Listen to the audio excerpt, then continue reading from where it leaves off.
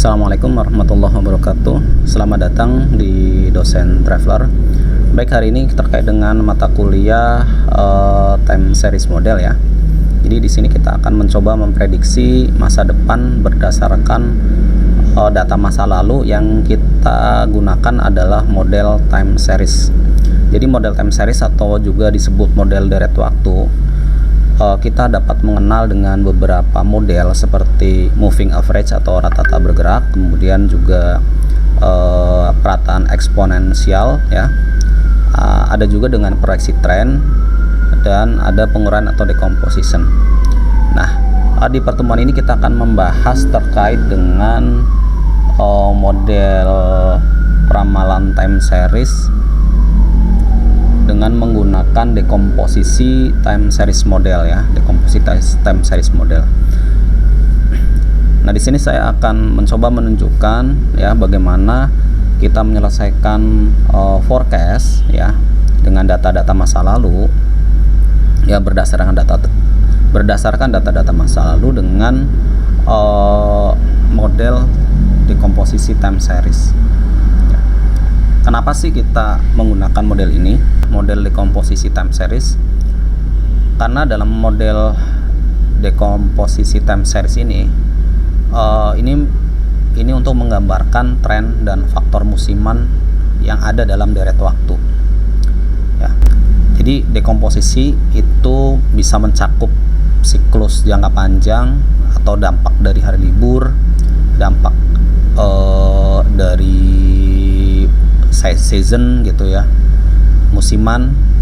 Nah, di sini tujuannya adalah untuk memperkirakan efek musiman.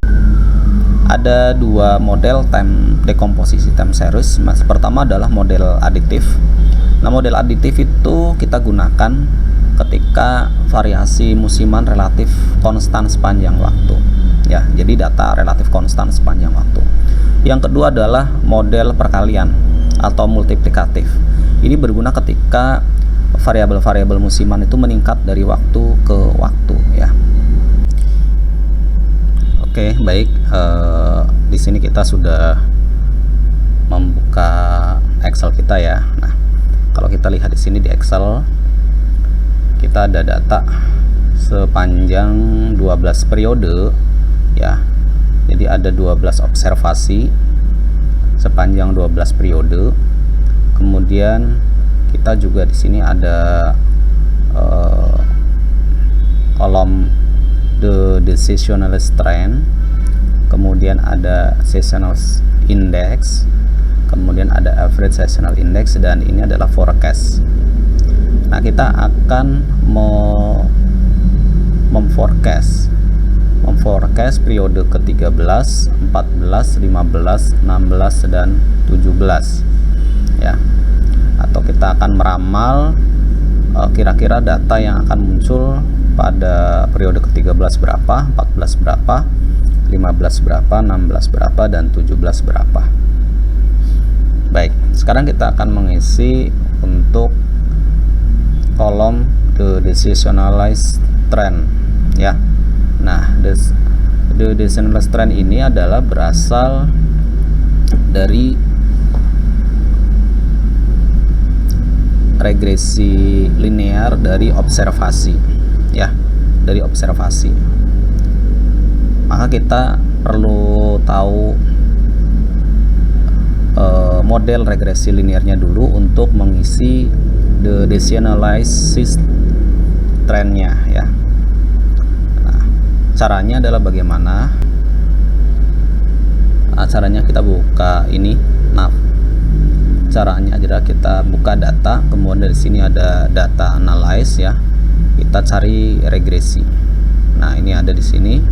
Kemudian kita okekan. Ya. Okekan. Kemudian untuk regresi yang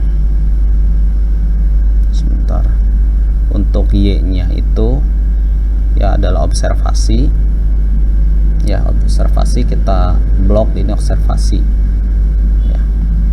Kemudian untuk X-nya itu adalah periode ya, blok juga ya periodenya.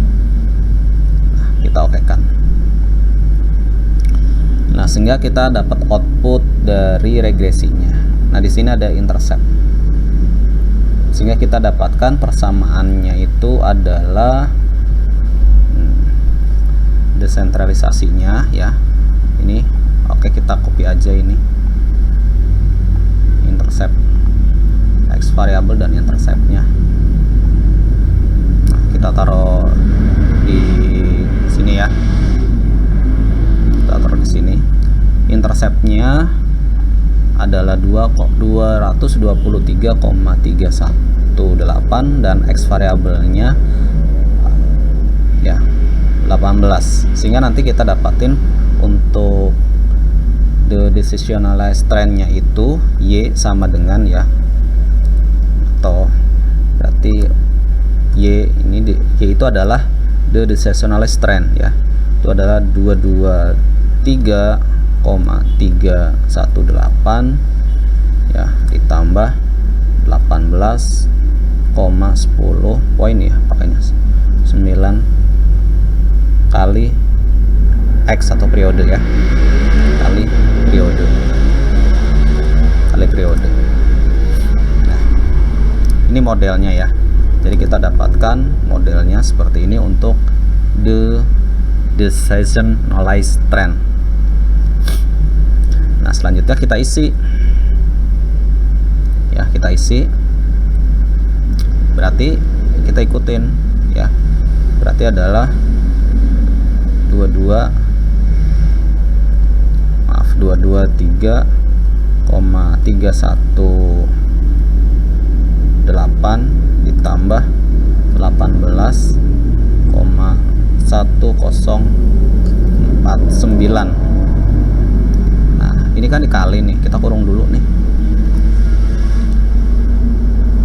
kita dikali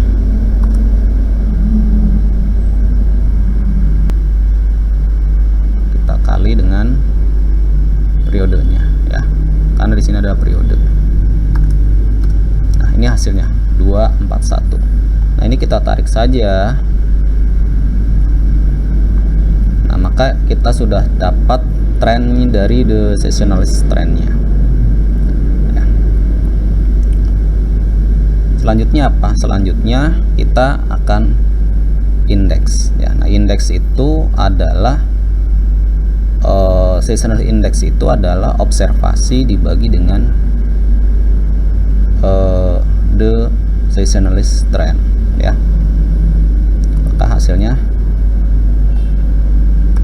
kita bagi saja. Nah, ini adalah hasilnya. Nah, ini kita juga tinggal tarik aja ya, kita tanggal aja.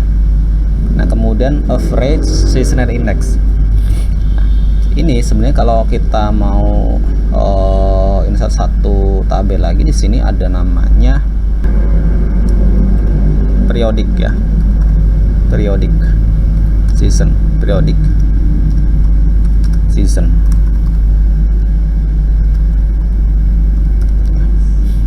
musim ya. Ini kan berulang ya, kalau kemudian di barat itu atau di Eropa ya ada 4 musim. Musim pertama, musim kedua, musim ketiga, musim keempat ya. Musim pertama, musim kedua, musim ketiga, musim keempat. Musim pertama, musim kedua, musim ketiga, musim keempat.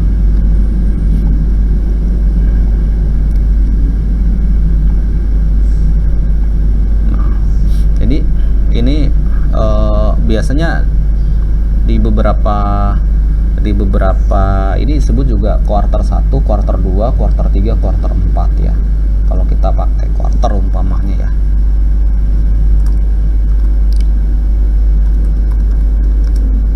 Quarter 1 ya.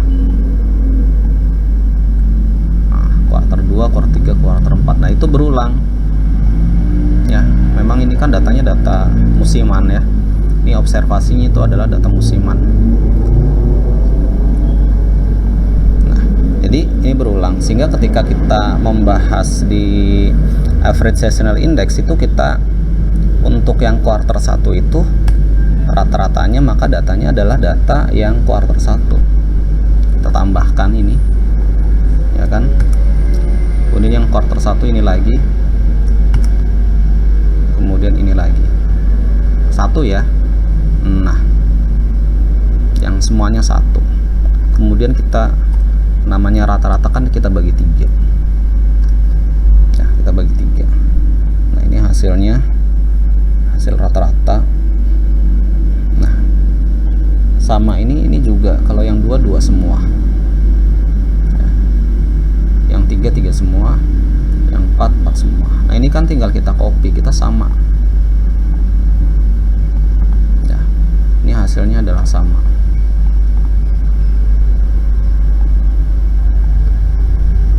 Oke.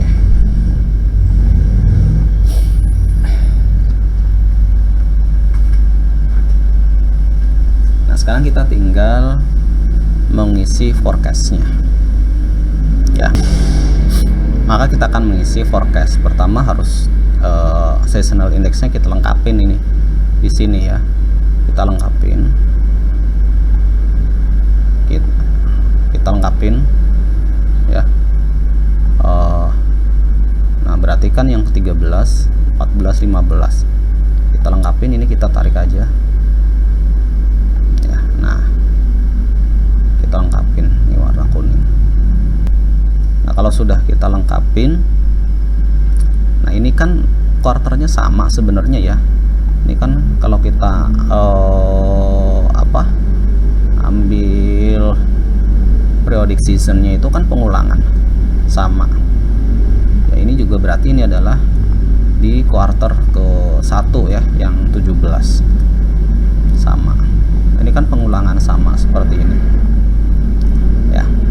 Nah, sehingga ketika sama maka datanya pun sama yang kita ambil untuk average-nya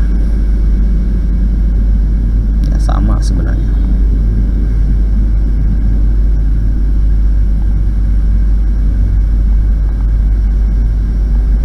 Sama, ini kan sama ya.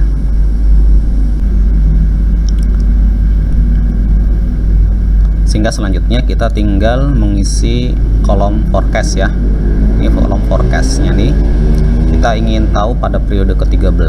Berarti kan adalah kalikan saja the seasonal trend dengan nilai average seasonal index ya. Kita kalikan saja karena kan multiplikatif ya.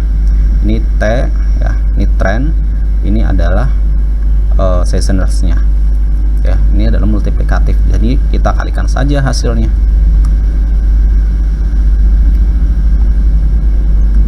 Nah, ini hasilnya, nanti kita tarik aja. Nah, ini sudah kita dapatkan. Ini juga kalau kita ingin menarik semuanya ya, bisa ya. Untuk umpamanya yang forecast, kita kalau isi forecast berarti kita sedang mencari errornya ya. Kita bisa mencari errornya.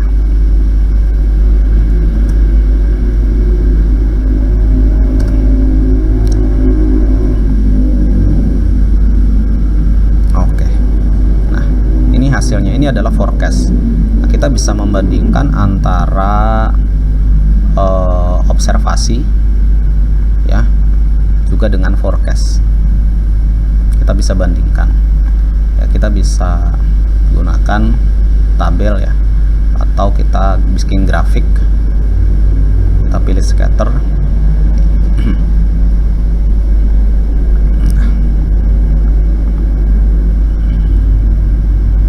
Nah, select data. Kemudian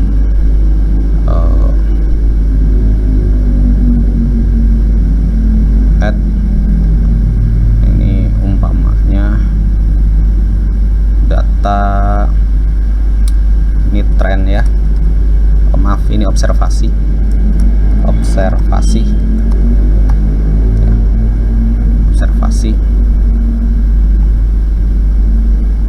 periodenya. Ini adalah Y-nya.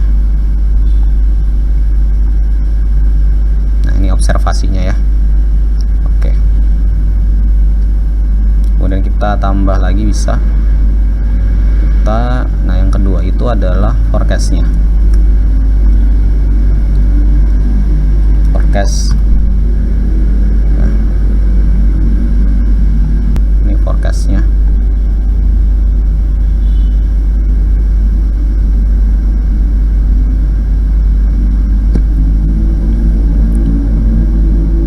Oke. Nah, kita bisa dapatkan hasilnya seperti ini.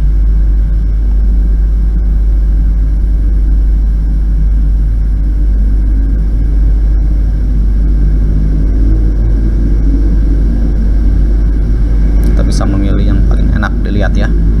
Nah, yang warna merah adalah forecast dan yang warna biru adalah observasi. Oke, kita bisa melihat sangat-sangat berimpit ya antara forecast dengan observasi. Artinya modelnya itu kalau kita lihat dari tingkat errornya itu lumayan sedikit ya. Kita coba cek errornya ya.